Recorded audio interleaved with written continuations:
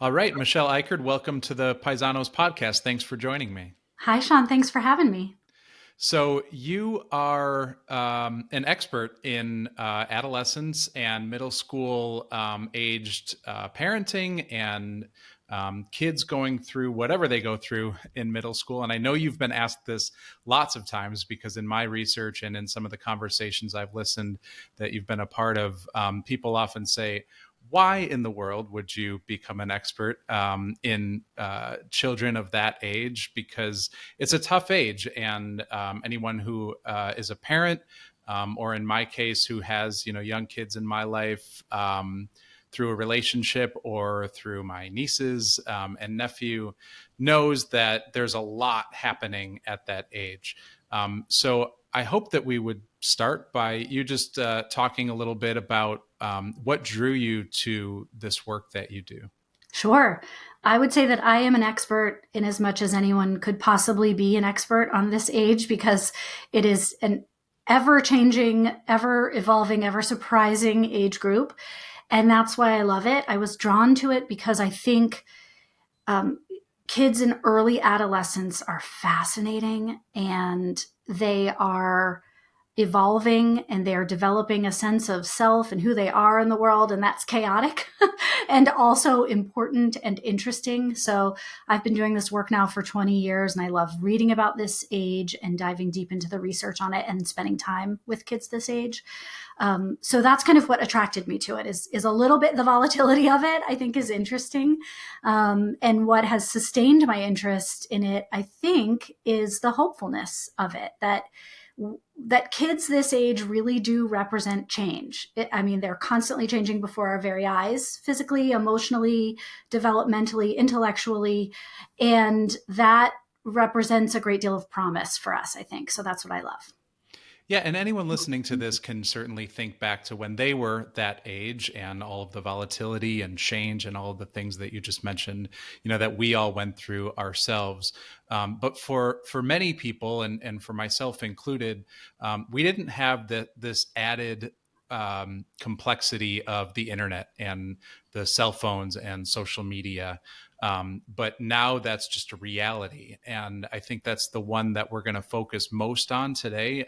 So I'll just say up front, Michelle covers so much about this topic. And as she said, is as much of an expert as anyone can be on, children aged 13 and up, basically. And, but I want to focus on the role that the internet plays in early childhood development and adolescent development, because it's something that as we become parents now, and kids of the next generation are starting to become this age and going through all the things you just described, there is that added complexity. And I wonder if we could just start with sort of some general thoughts. I know you've done a lot of writing and thinking and speaking on this topic specifically, and maybe something foundational that we can kind of launch from.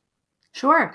So I've never actually articulated this before, but when you were speaking, I thought, oh, so let's play with this idea that just occurred to me. But it feels when you said the internet is sort of the new component of growing up, I thought, yeah, man, the internet is kind of the extra parent and the extra friend and the unnamed enemy and all of these components that were a little bit chaotic in our own upbringings. The internet now plays that role and plays all of those roles. So sometimes it's the friend, sometimes it's the frenemy, sometimes it's the comforter, sometimes it's the instigator, sometimes it's the abuser, sometimes it's the champion. So it's all of these things, and I don't demonize technology or the internet or social media for that reason, because I think it is a tool. And what I say when I talk to kids and when I talk to parents is, like any tool, it can't be helpful unless it's also harmful. So the stove that you have in your house can't cook your dinner unless it's hot enough to burn your hand. Mm-hmm. Every tool that we love can also hurt us. And so I think it's really important when we have this conversation with each other, and especially with our kids, that we recognize the value this tool provides in our lives instead of demonizing it. I love that analogy too about the stove, because the stove is optimized to be hot enough in a very specific area, and the area on which you would cook, obviously. And if your goal is to touch it with your hands or with something that's not protecting or meant to be there, then you're going to get burned. And in the same way, social media is optimized for engagement. It's optimized for likes, comments, shares. And unfortunately, what we've learned over time is a lot of what generates engagement is actually not the things that generate engagement in real life. And so the difference is it's meant to generate engagement in this very small space, but there's so much more in terms of engagement that kids can experience out in the world. And this becomes just such a dominant the phone itself becomes just such a dominant role. And what you said, it's a parent, it's a friend, it's Right. all of those things. And so that's an interesting Well, analogy. I like yeah, it. and I love what you just said, that it demands engagement in a way that isn't the way we naturally normally engage. If I saw someone screaming in a Walmart when I was there, I would run in the other direction, Yeah. right? I would avoid that person. But if I see it on a TikTok, I'm like, let me see more. Yeah.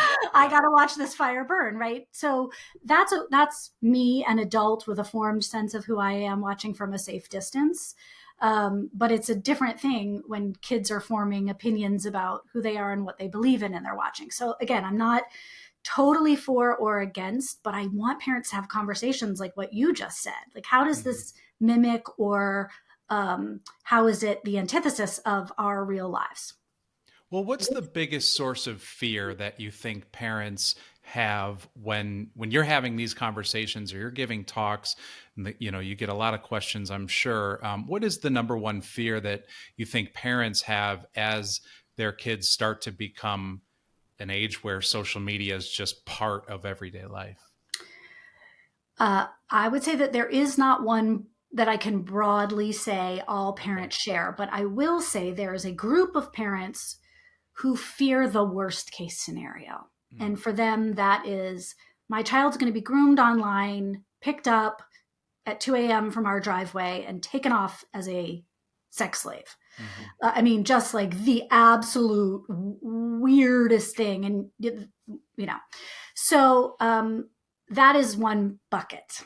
And what I say about that is, yes, you don't want to set your kid up for that, but the chances of that happening are probably pretty small compared to the more likely things that might happen, which is that they start to believe misogynistic or racist things because they are over introduced to them online. So Mm-hmm. that's another one. For some parents, there is a fear that their child will be bullied or will be exposed to things that ding their self esteem to the point that they get so many dings, they are just done. Mm. So that's another big one that comes up. And I think a sort of a lack of human interaction and socializing is another big one. I mean, there are so many. There are so many fears Sure. around this, but there's a wide spectrum. Sure, that makes a lot of sense. And just as there are many fears, I imagine there are many solutions and approaches to those fears. And again, as someone who doesn't have kids myself, but who has kids in my life, my first instinct is always to think, what can I do to protect these kids as much as possible? And I'd like to think that I could just remove all of it and just say, you know what, you're not using it. But I know that that's not realistic, and I know that that's not what you have talked and written about, whether it's about internet use or really any approach at all. So can you share a little bit about what the general kind of healthy approaches in your perspective, in terms of how to parent through the use of the device, the use of the media, and just what they might come across on the internet as a whole? Sure. What we know about teenagers is that, regardless of the subject, an abstinence only approach doesn't work. Mm. So we know that about sex ed, we know that about lots of things. Kids are driven as they go through adolescence. They are driven to take risks and they are driven to become independent. And that means separating from their parent. And so a lot of times that means, feels to them like they ought to disagree with, take a stance against, fight with their parents, because that's the only way that they know to differentiate and become independent. It's a messy start, but it usually ends up working out great. But that's how it begins. And so if we come at technology with this understandable instinct to say, no, no, no, don't touch, that's a hot stove, I don't want you to go near it, they're going to touch the stove. Mm-hmm. So what we need to do instead is talk about that. Talk about the stove, talk about the internet, talk about social media specifically, not be vague. When we talk in platitudes about danger because we're afraid we're going to put something on our kids' radar, it's of no service to them. So we need to be really specific, do research and understand what the platforms are. And you don't have to be an expert. Your kid is the expert. They can fill in the blanks for you, but know enough to be able to start a conversation. Hey, what are your thoughts about TikTok being banned in, I don't know, whatever state just banned it? Starts with an M. You know, which state just banned it? Minnesota, Missouri? Well, Utah, I know, recently made some pretty major changes around the use of social media specifically, but I don't know. I feel like another state now is, anyway, that we'll see this happening. More and more states will try to do this. So if you have a gateway sort of prompt like that like you can be dumb like me. In fact, that works really well. You can say, I can't remember. I don't know what I heard. I heard something about this. Can you fill me in? Your kid will know. And so I think what we need to do to help our kids use these tools effectively, and they are going to mess up. They are going to touch the hot stove. They are going to post something really bad, or, whatever it may be. Don't get hung up on that. Do not get hung up on the fact that they are going to make a mistake. Whenever your child starts to learn to use a new tool, whether that is the stove or learning how to drive a car or how to hammer something or the lawnmower, they're going to mess up. Mm-hmm. Of course they are. So be okay with that. But keep the conversation going and keep it open and talk about how the tool works and the good things that can happen and the bad things that can happen. And when your child knows that you are being balanced about it, they're far more likely to keep talking to you and learning from you about how to continue using the tool. Yeah, you said something, and this was an interview or a podcast interview you did a couple of years ago, about, taking the approach of letting the adolescent create their own plan. And I recently was able to have a conversation with a 13-year-old boy in my life who was, having some issues at school. And so I had just gotten done listening to that podcast interview, and I said, "What's your plan for this? And do you want help with it? Do you want help creating a plan, or do you have one?" And he kind of sat back for a second as if to say, what do you mean, my plan? No one's ever asked me that. Yeah, right. Or he had never thought of it. And I was really proud of the way that he thought through and did create a plan. And I think, that's advice that you gave and that you've given for a lot of different scenarios that sounds like, as you're describing some of this, could really help in this situation as well. If they post something they shouldn't have posted, or if they get a message they shouldn't have gotten or wished they didn't get, they might actually be formulating a plan already, and maybe pulling it out of them is a good idea. I love to hear you say that. Well, and it's thanks to you. I appreciate that. And that's not why I love it, but really, it sounds good coming from you. I think we want kids to develop their critical thinking skills, and we want them to develop their problem solving skills. And if we don't give them an opportunity to practice doing that, they don't get better at it. And then we expect them at age 18 to go off to college or the military or get a job or whatever it may be, junior college, who knows, and be able to solve their own problems and be able to email their boss or their professor or whatever. And we expect miraculously with age for this to happen, but it only happens through experience. And we all know that when you start doing something for the first time, you're pretty bad at it. And they will be initially. So ask what the plan is. They're going to say something really might be not good. Maybe the plan is, well, I'm going to post something terrible about them because they posted something terrible about me. And really what you want to do is not squash that and make them embarrassed to come up with ideas, but say, oh, interesting. So let's talk about what would happen if you did that. Talk me through, how would their friends react? What if your parent or teacher saw what you posted? Let's just think that through. And also, does that get to the root of really solving your problem? Or is it just sort of a temporary fix? So being a neutral sounding board for kids as they try to become better problem solvers is key, I think, to developing better problem solvers. And the internet, the way that we use it today, thinking about social media and even like the endless scroll and the timelines and that sort of part of the internet is only an adolescent itself. It's only a teenager itself. That version of Facebook that we know and use today is only about 15 to 20 years old. And so we've all seen adults make those same mistakes. And even ourselves, I know that there have been times where I've said the thing back.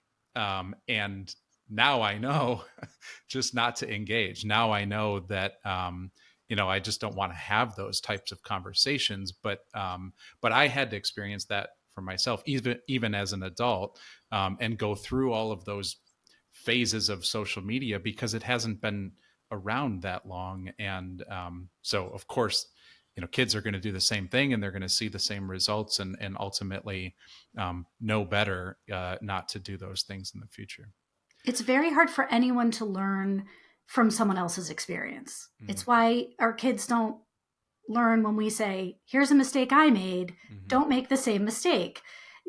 We learn from experience. We learn from feeling, not from hearing. And so I think we have to accept that that's just part of growing up, whether it's the internet or an in real life friendship or whatever it may be. You just have to learn from feeling.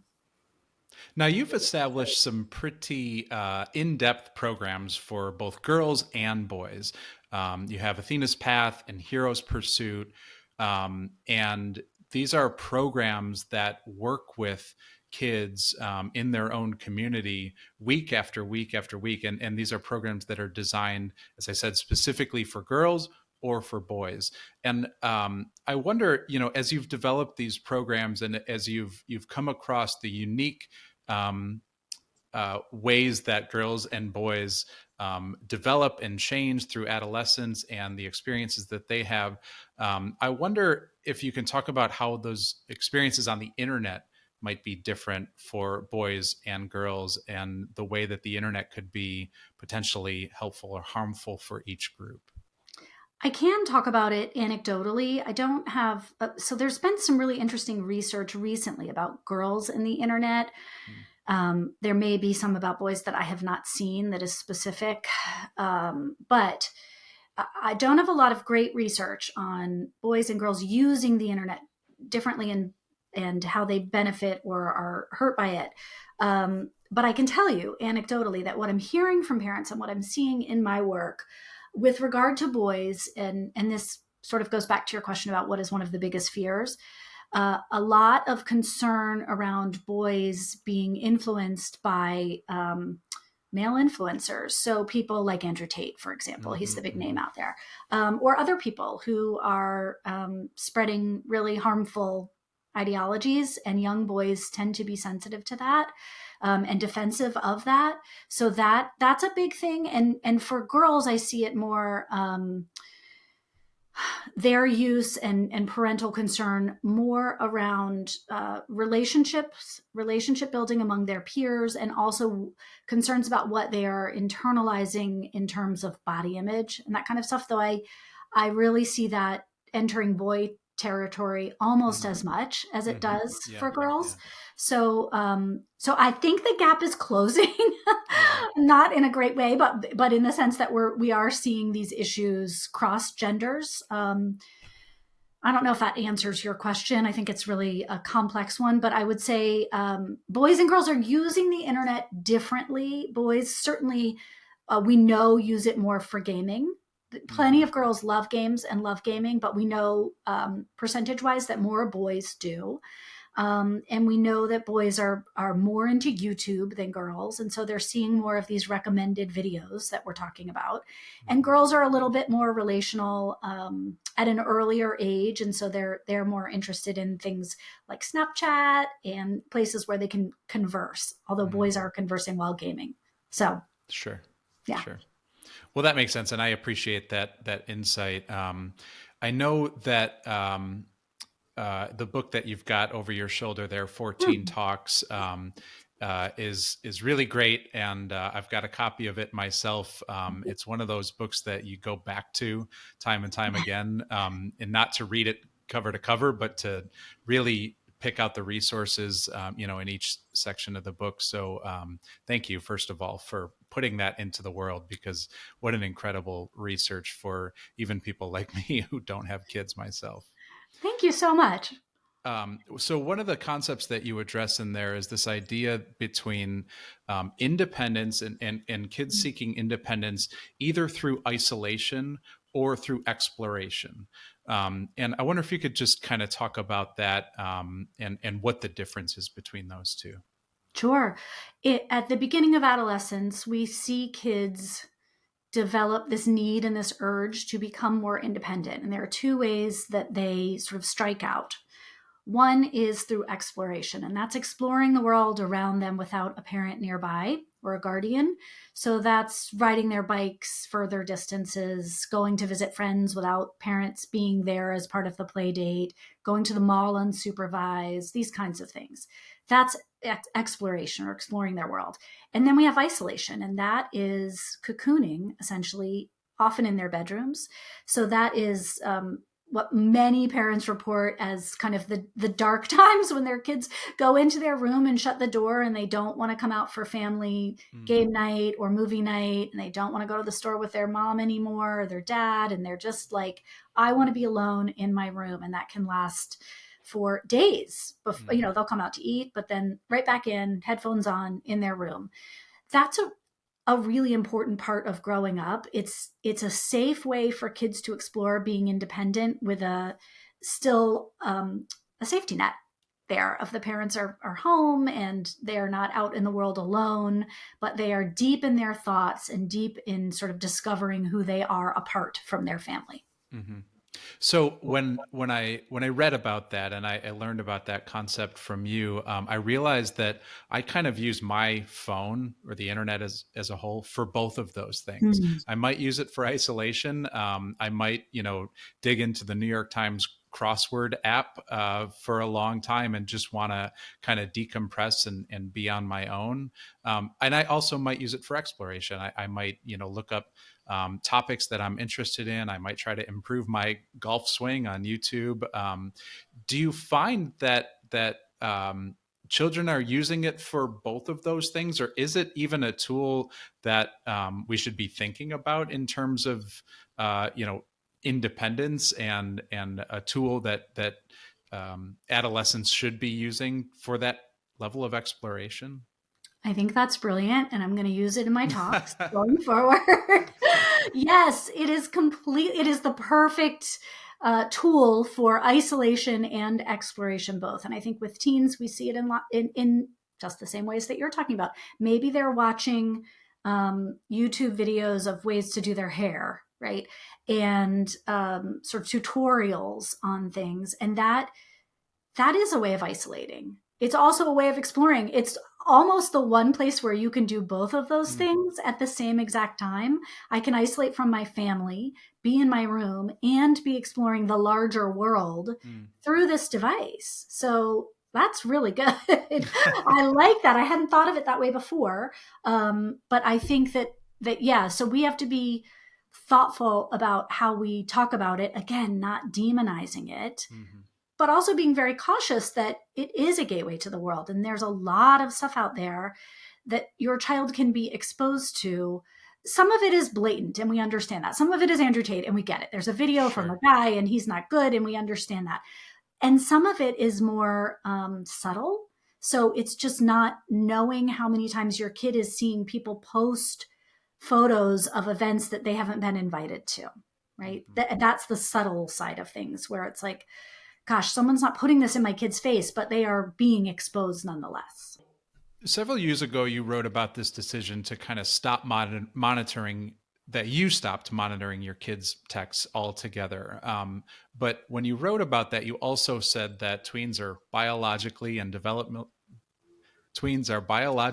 developmentally driven to take risks. But you're still encouraging parents to stop hovering and stop giving constant feedback. Can you just kind of expand on that approach? Because I think when I read that article, I felt like it really got quickly to the core of this whole conversation about it's risky behavior, but parents aren't doing their children a real service by hovering and just trying to get in there. And I know you've kind of talked about that a lot already, but I felt like that was such a concise way. And so maybe your decision about why you just stopped monitoring your kids' texts altogether would be a great succinct way to kind of talk about that.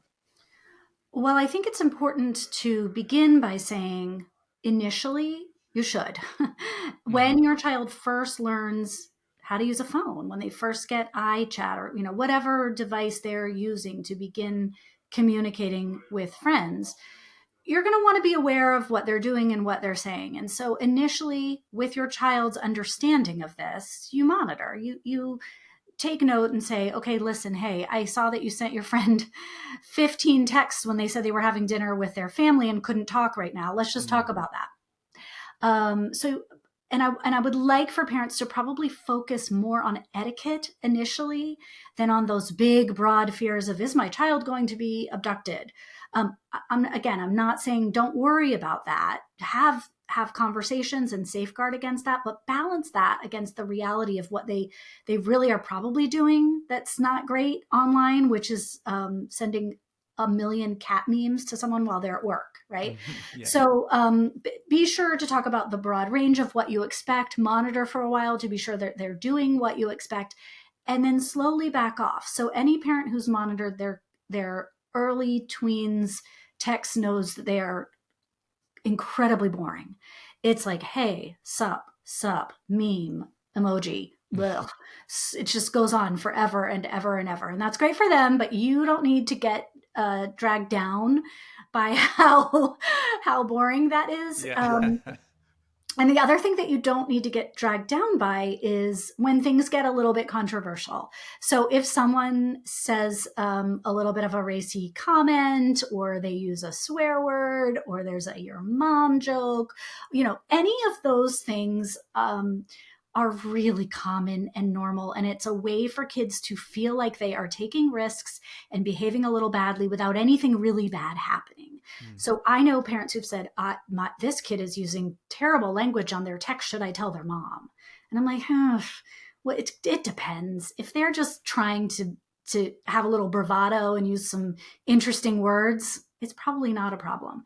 If they are hurting someone with their language, if they're repeatedly making fun of someone, then maybe that's a conversation you need to have. But I just feel like the monitoring so often is too intense and also lacks focus, because I don't think parents really think about what they're monitoring for.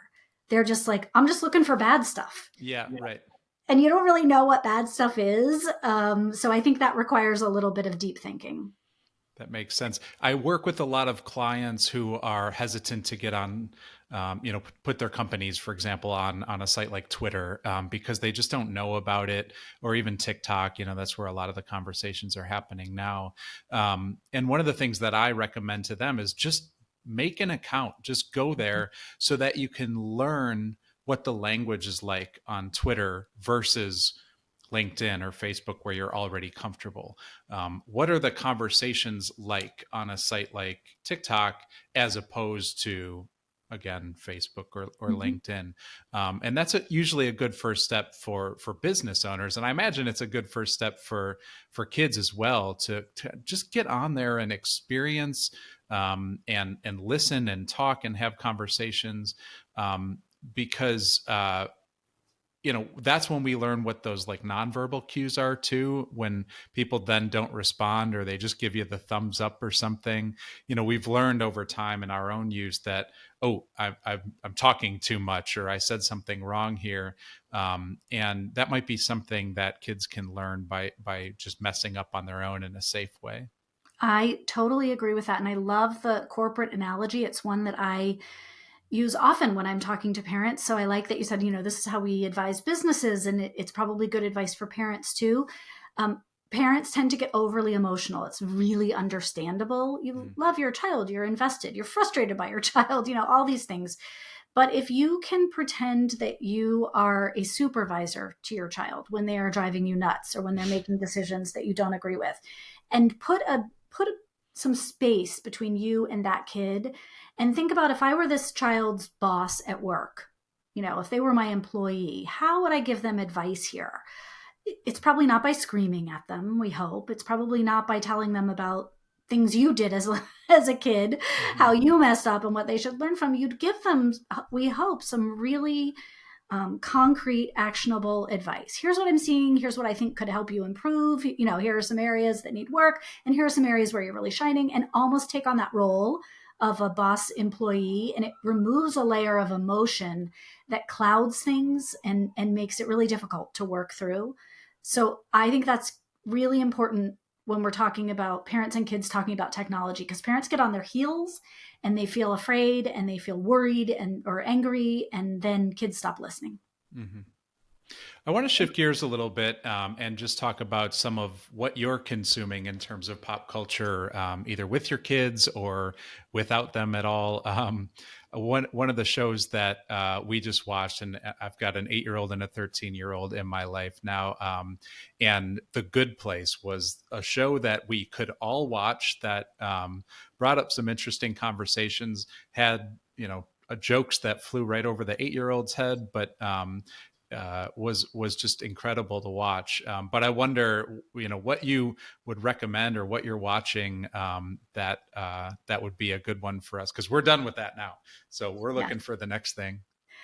Do you know that this is my very favorite question for anyone to ask me ever, is what should I watch on TV? I love TV, and I love podcasts, and I love pop culture. So this is a dream. Good Place was excellent. Now my kids are almost 21 and almost 23, so they're not even at home anymore. Yeah. But we still watch stuff together and talk about it. I just did a huge Love is Blind debrief with my daughter before I got on here. It's probably not something your 8-year-old would be interested in. No. Your 13-year-old and you could have some great conversations about this. So what do I recommend for family viewing? It's been a while since I've watched shows with tweens. People have told me that the new Quantum Leap, have you watched it? It's a reboot. No. People have said that it's amazing. It's got a very diverse cast. It's great for young kids. It's thoughtful. So that might be a good one for you guys to at least check out. And then I'm trying to think. So me personally, I've been into a lot of podcasts lately. I love If Books Could Kill. Do you know that one? I don't know, but I'm writing these things down as if we're not recording this whole conversation. That's right. But If Books Could Kill is about the books that have most terribly influenced our culture over the past 20 years or so. Wow. And it's funny and it's smart. I love it. I love Maintenance Phase. It's that one I think is particularly important for parents to listen to, because I think parents do a lot of unintended damage talking about health and wellness with their kids. And it sends skewed messages that end up getting distorted in terms of how a teen views their body. So that podcast is highly informative and, again, funny.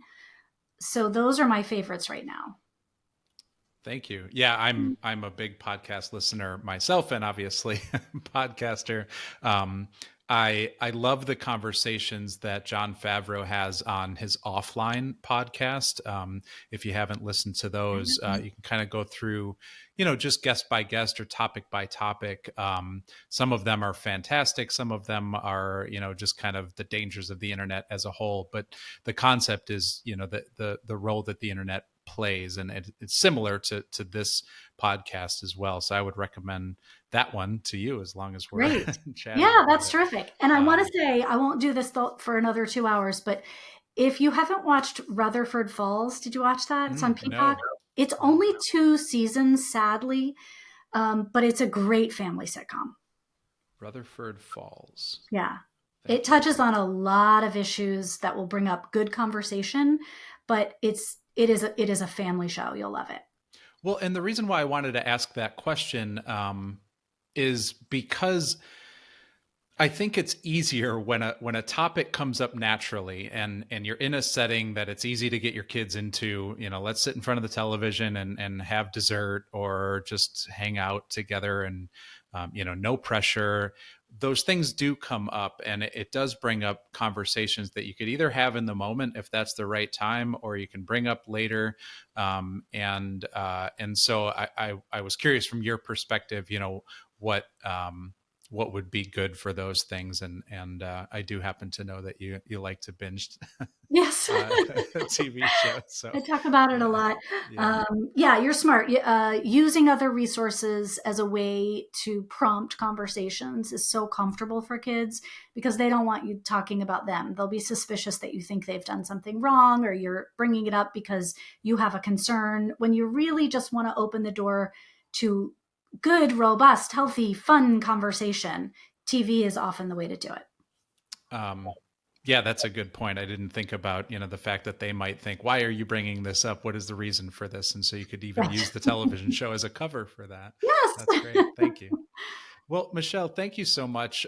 Is there anything else? I know that you just this is what you do day in and day out, and you do a lot of writing and media appearances, and I appreciate you taking the time for this one as well. Is there anything else that you wanted to share on the topic of kind of the internet as a whole, and the role that it plays in either building relationships with our kids, or the relationships that kids are building themselves with their own friends?